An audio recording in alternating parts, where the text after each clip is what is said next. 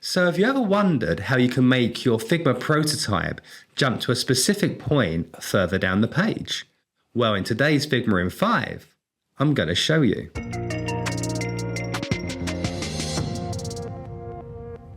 Go into prototyping mode, select the Coming Soon button and drag a noodle.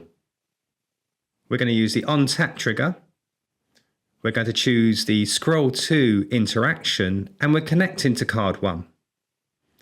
We're going to set an offset of -179. And this is because our scroll frame is at the Y position of 179. We're going to change instant to animate. We're going to leave the easing curve at ease out and the duration at 300 milliseconds. We're going to go to our Everyone's Watching button. We're going to tap and drag an interaction all the way to card 3. Again, we want to use scroll to. We want card 3 selected and we're going to set that offset -179. You can see here we've already got animate selected with an ease out of 300 milliseconds. Let's close this down. Let's open up preview and let's test it out.